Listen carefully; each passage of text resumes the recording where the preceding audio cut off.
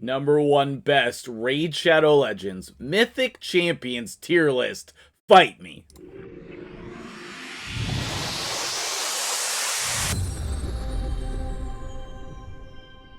What's up, guys? MtgJedi here. How you doing today? We're talking Mythic Champions because the portal is going to be lit up red for reals this time. For reals. We are about to have 2x Primal Shards, and yes, I am very much ready for 2x Primals. As you can see here, I have 62 Primal Shards hiding behind my head. We are going to pull those. I've been waiting for just this moment. Now, Plarium's being a little bit scummy, and if you take a look over here on the Primals, the Legendaries and the Epics are not going to be boosted. Plarium, that's just stupid. It just irritates me. This should be 1%, 2%, 32%, and everybody would be super pumped.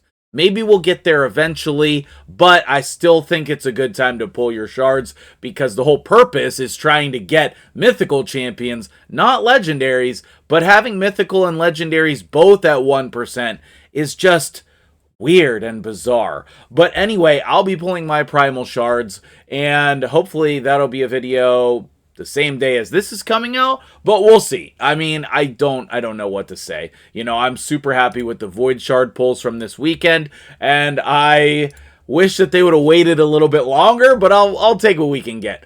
This will be the first time I've ever pulled Primal Shards outside of that very first day, and I'm excited to share that with you guys on the channel. I've bought in a couple packs, and most of those are saved. Alright, so let's jump in to the video here. We want to head over to the sweet theater, the MtgJedi theater for this tier list. We're going to talk about each of these champions briefly, then we're going to place them on the tier list. My thought process here is really to try to compare them within themselves, but I guess we will be referencing some kind of legendaries just as a basis. Like, I don't want to try to say, you know, let's compare this first guy to Sulfurion. But there's going to be some obvious comparisons, okay? What I want to do is compare them within themselves. Who should you be trying to go for and why? And that'll be my opinions. I'm also going to have this up on the tierlistmaker.com site, tiermaker.com, excuse me, and you'll be able to vote on this, maybe create your own. It's going to be available to you guys. So if you want this template to mess around with, I would love for you to do that and participate. Feel free to mention it to other content creators, see if they will do their own version, and maybe we can get a little event going, get some hype for these mythical champion pulls. So let's jump in here. I really want to talk about this Dark Elf first, because, man, I just think that he is super cool. So, not every faction has a mythical champion yet, but Aphidus? I want to say Amphibian, or however you say it. Now I'm all up in my head about it. But Aphidus the Hivelord, I would love to have this guy just because he's the Scarab King. Okay, he's the king of the scarabs with the scarab armor. I have done this before in role-playing games, gotten, you know, this type of armor for my character. It is so cool, okay? But what does he do, right? The key here with most of the mythic champions so far is only one side of them is good, and that's the case here, okay? I like that he has an A1 perfect veil, but it's likely that he's going to place this on himself. So you can make him be very selfish, and he can place the perfect veil on himself as long as he has the highest attack. Then he's going to do an AoE increase attack on all allies, and increases the duration of all enemy debuffs by 1 turn, which is a very strong ability. Then over here, we have the AoE HP burn, and if there's no HP burn, then it places an HP burn. And this is on a 3-turn cooldown, so it's going to cycle through very quickly. But if you're playing with another HP burn champion, you know, Artak, Tunisia, whoever the heck, then he can activate it, and that's pretty cool, okay? So if he instantly activates it, my biggest question is, Then will it place HP burn again? I don't know, but he's got decent multipliers. All of that is great. And then he has a passive as well that is going to increase the team's crit damage. And that's very powerful as well. And it's gonna he has a passive to increase his own attack, which is very powerful as well. Now, when you look at the other side of him, it's not as good. Okay, it's not as good. He has an increased accuracy on the ally with the lowest accuracy, which I guess is, I don't know. I don't think that that's good, but I guess maybe you could build around it. AoE stun is good, I guess, but like, where are we going to use that? Normally this would be an arena ability, but we can't do that because of sheep. 2 continuous heal buffs on allies if no stuns were placed. So I guess you could build him with no accuracy and just do continuous heals. Seems awkward. He has an AoE provoke with strengthen and increased defense. That's great, but again, sheep. I guess you could try to flip between forms for Hydra, but I don't think that's going to work out very well. And then I do like this. 100% chance of placing Weaken. 35% chance of placing Stun. Increases this champion's defense, but here's the thing, okay? With champions like this, you have to choose. This form is a defense form. This form is an attack form. You can't build for both. You have to choose. And I don't like that. I think if you're going to make the mythical champions like this, then we should be able to gear them twice. Let me gear him for both sides, and then I would be happy about that, okay? He does have an aura attack in all battles here, and then that stays the same, which is not helpful at all. Anyway, based on the front side alone, let's flip back over to the tier list. Based on the front side alone, I think that he is a very decent champion, especially for Hydra. I think that he is not an A+ champion. I think he's an A champion. He's solid. He's very good. I think he can be very helpful, but it's hard to justify a lot of these champions based on they don't work together well in their base form. Okay, so Sylvan Watchers. We have Arbais, I guess. She has the stupidest name of the group, and she has an AoE block active skills on her A1. That is shocking. Her first form is support, okay? This is based on attack, but you're obviously not building her for damage. Lens increases the duration of all ally buffs, places Revive on Death. That is a very strong ability. Yes, very strong, very strong. You don't, I mean, you could build her for accuracy for the block active skills. You have a turn meter fill, increase attack, increase accuracy. So this is very similar to a Lady Kimmy type of ability. She has a speed in all battles aura of 25%, which is pretty cool. I think that this could be a cool clan boss champion, but I doubt people are going to build with her just because she's hard to get, hard to speed tune, all of the things, okay? Her passive, she can petrify whenever an ally is attacked while under Revive on Death. I don't know that that's that great, but it's definitely good. The other side is HP. So you could build her as just stacking up the HP. So that is definitely a pro for her, right? So we have attacks when enemy decreases the turn meter by 30%, places continuous heal on herself, places continuous heal on an ally. A2, AoE leech HP burn, which is fine. And then A3, 2 continuous heal buffs on all allies, taunt stone skin. So for example, okay, this champion plays really well together because she can boost your team, putting increased attack and increased accuracy. Then the next turn, flip forms, and then put the taunt on herself. Or you can run her in Relentless to do all of that in one turn. And I think that's crazy. When attack places decreased speed, also decreases the damage taken by all allies from skills by 20%. This champion will receive that damage instead. And then obviously she keeps her thing here. So I think that this is the best of the original bunch. I think both of her forms work well together. She looks sick. I think she's difficult to deal with in arena if you have her there. I think that this champion is going to be the first A+ champion. I don't think she is S tier. If she did all of that in the same form, then that would be crazy. But I think she works really well together. I think that all of her, the way that you build her with gear works well together. You can build her with primarily resistance and some accuracy to lock out the, the damage dealers on their team, if not the rest of the team. I think that her kit synergizes well with itself and is very strong.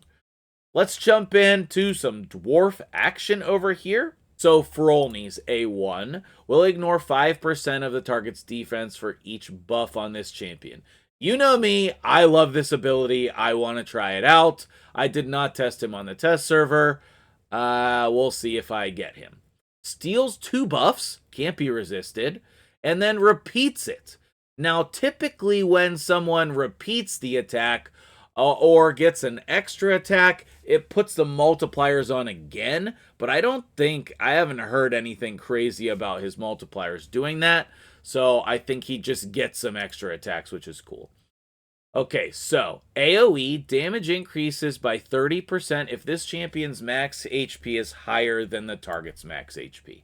With him being an HP-based champion, that's cool, but it's not going to be higher than the Hydra. And I don't think he has good enough multipliers for arena. Nothing like that. Crit damage is increased by 1% for each 1,000 HP, which is sweet. It increases this champion's max HP by 20% and speed whenever this champion kills an enemy. Now this goes well in arena, but because you're actually killing people. But it doesn't go well in Hydra because when you kill heads, it doesn't count as killing things. Why? I don't know. Still don't understand that. Makes no sense. Masteries, abilities that kill champions do not work in Hydra. I don't know why. They should fix that. As of right now, I feel like this is kind of just does nothing. He's not good enough for arena. He would be decent in Hydra, I think, but I don't know. All of that seems great, but it just, he's not, his multipliers are not that good. And then if you look at his defense form over here, which his HP is reasonable, but he has a pretty high defense. In both forms, I might add, which is pretty cool. His A1, each hit increases this champion's defense. Okay, so he can be very tanky.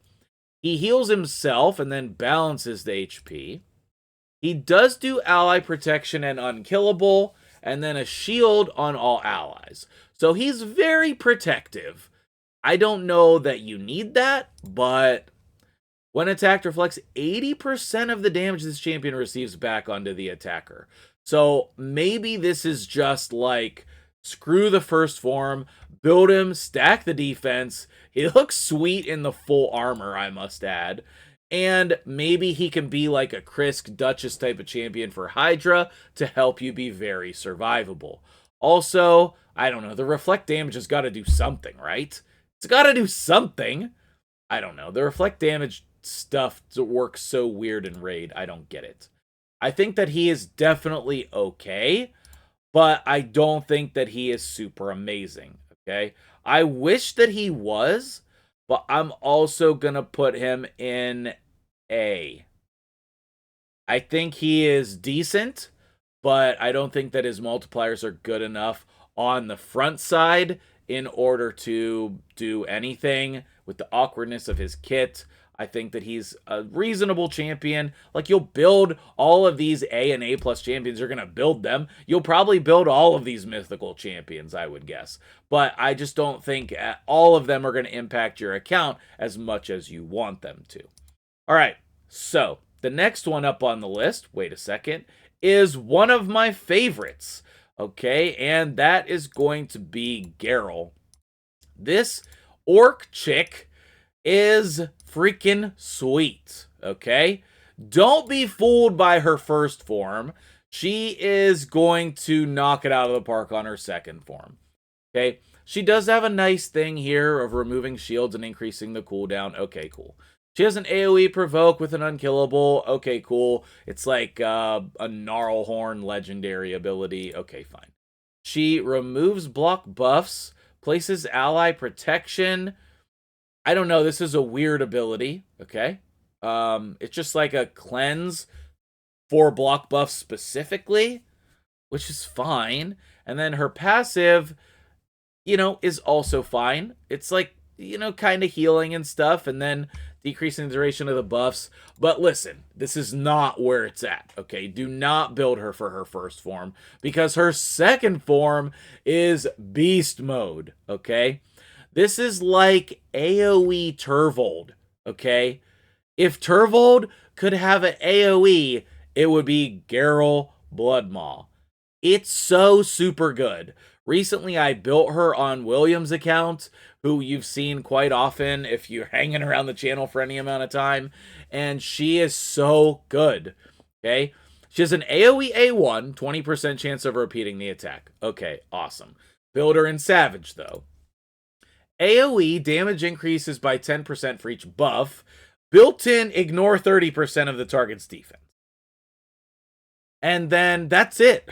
That's it. She has the 2 abilities, okay?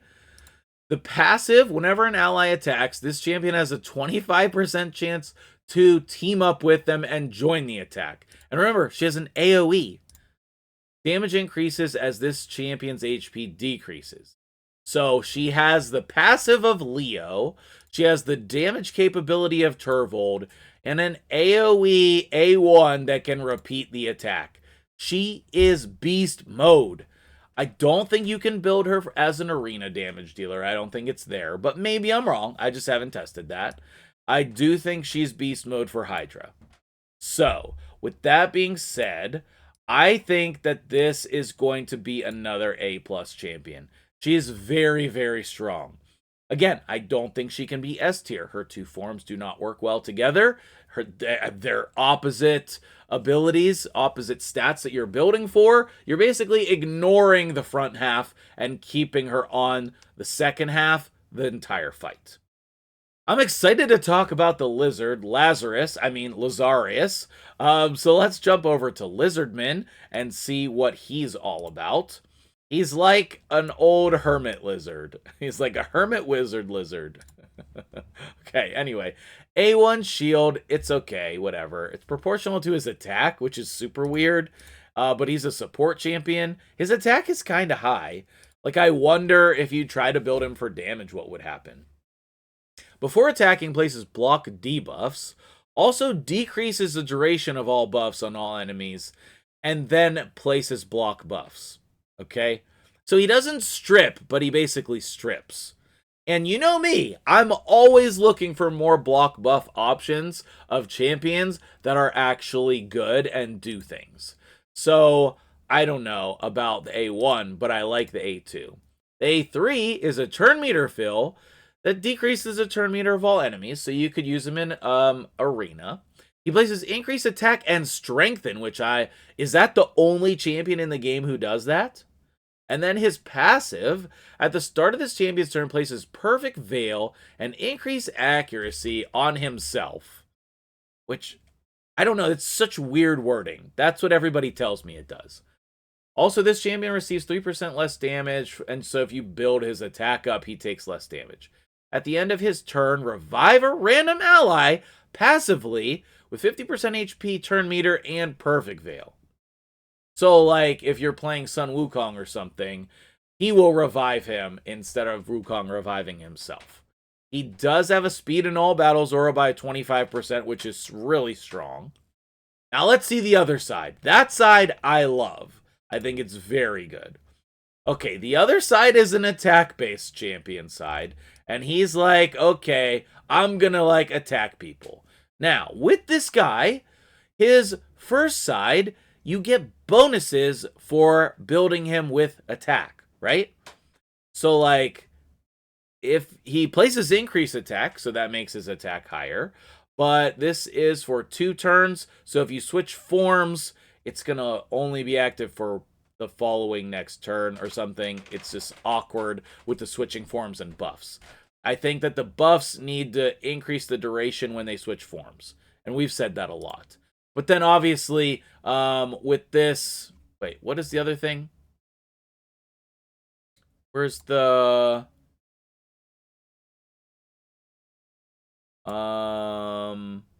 Oh, yeah. Okay. Receives 3% less damage for every 750 attack. So while he's in the support side, he still benefits from the attack stuff on the attack side. And that all works really well together, okay? Also, you can just have a sweet speed aura. Alright, so on the attack side, attacks one enemy 2 times. The first hit increases his attack by 3% up to 30. The second hit decreases the attack or defense or destroys, depending on their type. I don't know what that means in terms of Hydra. This doesn't work against support champions. That's weird, but it seems powerful. AoE, ignore shield, increase defense buff. Before attacking, removes all debuffs from this champion and increases the attack's damage by 15% for each debuff removed. So, for example, if you run no cleanser in your team, and my whole thought process goes through Hydra, right? Because all of these champions, with all of these abilities, where are you going to use them? Like, do you need this guy in Arena? No. If no debuffs are removed, increases this attacks for each by 15% for each alive ally instead. I really need to know the multipliers on this. Okay, as of right now, it seems like even with the damage boost to this, it will not be an extremely hard-hitting ability. This does not seem to have good multipliers, so that is going to affect my rating. Same thing here. Ignoring ally protection, strength, and shield, and 30% of the defense. Again, not very good multipliers. However, I do really like this first form. I think the turn meter boost, the block buffs, and then, I don't know, this A1 is super weird. But the passive, I think this guy is really, really good. Alright, so where am I going to put him on here? I think you'd be very happy to have this guy. I think you can use him in a number of ways. He can go in arena teams, he can go in Hydra teams, he can play in a lot of areas of the game. Next up is going to be my favorite champion. You probably know her kit already, but I'm going to put her at A+, okay? I don't like her second form, which is so sad, because it looks freaking cool. But you know the ally attack is sick. You know the increase, decrease, buffs, debuffs ability is sick. And then her A1 is fine. Her A1 is fine. The backside is also fine. It just doesn't pair well with the front side. But the ally attack ability, ooh, it's so good. I've been using her, been loving her. I think all 4 of these are A+. I don't mind having tons of champions in the same tier. It's totally fine, okay? Alright, next up, we're going to get some werewolf action. Do your Mikage fusions, guys. Do the fusions. You will be very happy with them. Alright, so the next one is the Skinwalker, and that is Mezomel, okay? Mezomel Luperfang, which is pretty cool. She is, I think she's a chick, like a human chick, with a werewolf mask. And then she actually morphs into a werewolf. But I don't know, because she has, like, werewolf ears. It's like she's, I don't know, maybe this just looks, there's no fur. I don't know. I'm getting too caught up on the aesthetics. A1 decreased defense, just 100%. Just A1 automatic 100% decreased defense. Love it.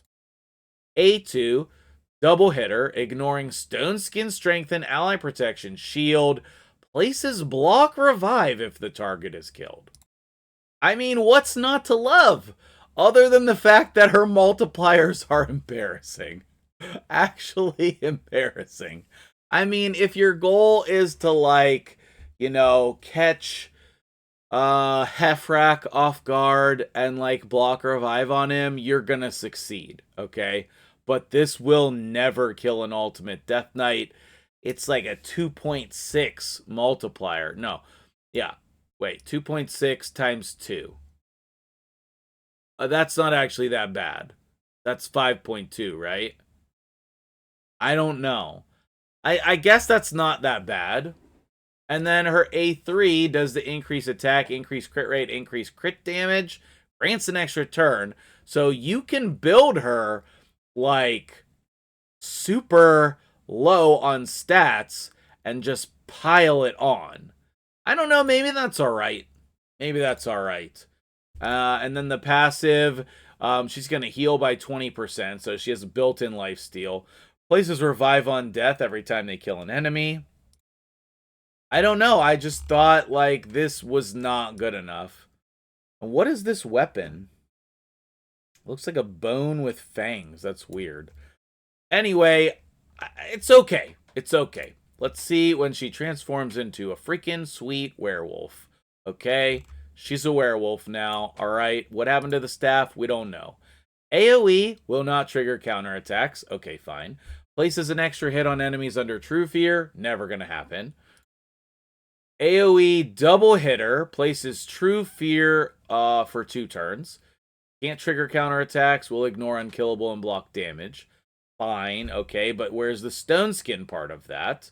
Okay, and then this second form has very, very disappointing multipliers. It's 3.8, I think, total. 1.9 each is what my belief is. And that's it, just those two. And then the passive increases her attack and crit damage by 20% while in this form. I mean, that seems strong, but like, listen, it doesn't matter what your base stats are. It doesn't matter what buffs you have. It certainly doesn't matter what this passive is if your base multipliers are still bad. It doesn't matter. Like I am just saddened by it. I think if they buffed her multipliers, she would be actually good. As is, she is definitely a better version of Phoenix, I think. I think she's a better version of Phoenix, but it is questionable. Okay? So, let's see. Where are we actually going to put her on this tier list? Unfortunately, she is the first B tier champion. Okay, Siegfrund. One of my favorite champions here. He looks cool to start, okay? He's like a sentinel, and then he switches into this, like, angel in armor who's coming to get you, okay? So, the first side is an attack side, right? And he's going to transfer all debuffs, and then increase the duration, and attack 2 times.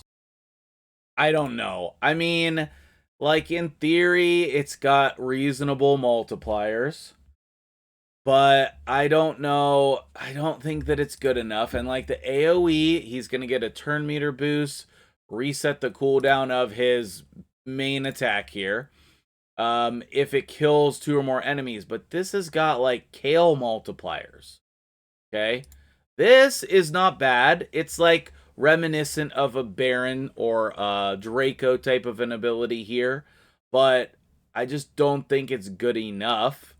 And then over here, if he's about to be killed, blocks the incoming damage, then heals him by 50%, fills his turn meter to 100%. It's not fills his turn meter to max, but he does get block damage. So I feel like he could be part of a Go second team. And then he can only transform if he is the only one alive. So if your team is killed, then he transforms and grants an extra turn. Okay, and then what does he do on here? AoE and heal, a full cleanse and heal with block debuffs, revive all dead allies with 50% HP, 50% turn meter, and places block damage on them. And then you can flip back. Like, in theory, this is one of these guys that looks great on paper. And then when you go to use him, he's just super awkward. We know that he's getting a buff in the new year, I think. But as of right now, he's just unfortunately not good. So this is going to be the first C tier mythical champion. If you open him, if you get him, then obviously that's good because he's going to be buffed. How? We don't know. They could completely change his kit. They could just let you change forms whenever you want to. I don't know. I think you should be able to just change forms. Leave the passive as is, like automatically transforms if he's the only one alive, but just let him transform and buff his multipliers. If you do those two things, I think he's fine. I think he moves up to A+ if you do that. Depending on how big the multipliers are buffed, I think he moves up to S.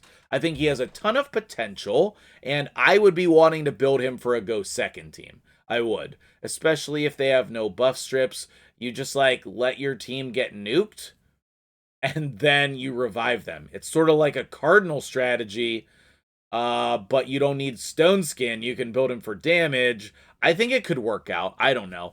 I have not tested him in that manner because he's going to get buffed. So we don't want to put too much effort into this form because we don't know what's going to happen. But this is a good point in time to say, if you use any of these champions, if you have them on your account, make sure that you are telling me in the comments below which ones you have, how you use them, which ones do you want, and how would you use them. And just as a reminder, you can click over to the link that I'm going to put and do some voting, okay? Which I hope you'll get involved with. Last but not least, we have Krixia. Let's take a look at her in the game. I think that I don't know. We'll see where she's going to pan out. I had to delay the video for a quick second. She's a Knight Revenant. I wasn't sure what faction she was in because, like, when you look at her, I don't know. She doesn't really look Knights Revenant to me. I thought she was undead, but clearly I'm wrong. She is Knights Revenant, okay? So, A1, double hitter, chance of increase in duration of all debuffs on the target for 1 turn. I like that. It's good. A2, decrease resistance. No.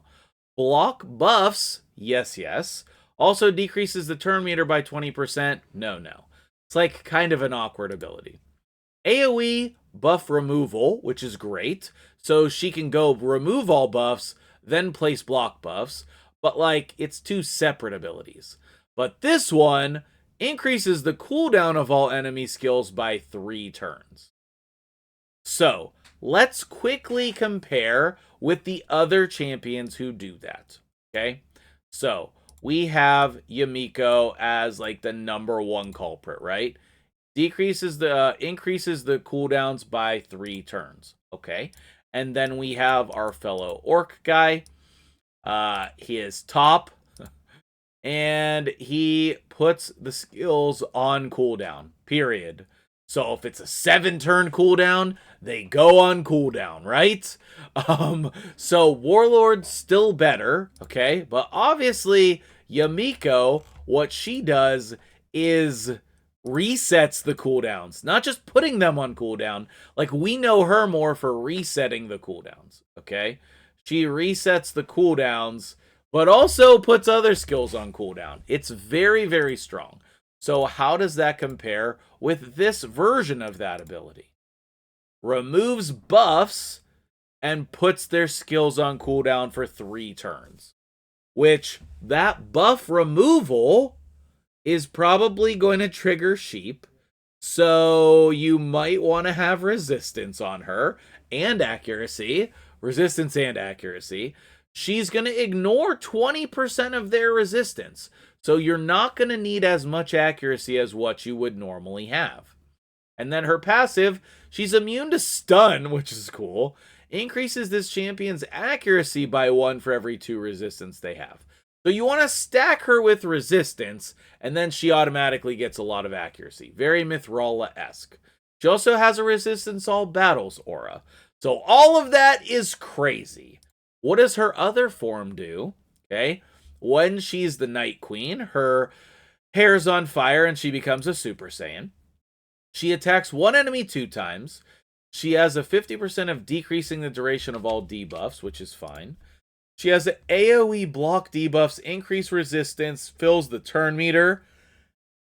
Okay, that's cool, but weird. And then full cleanse decreases the cooldown of all ally skills except this champion by 3 turns. So, how is that going to work in practice? This has a 4-turn cooldown. So, when you come over here, you do this. AoE, remove all buffs, put their skills on cooldown for 3 turns.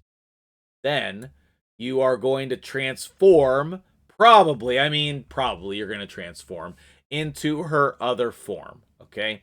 That's going to go on 4-turn cooldown. Then you're going to decrease the cooldown of all of your champion skills after you've used them all. And then you're going to wait a turn and then transform back. And then you're going to put their skills on cooldown again.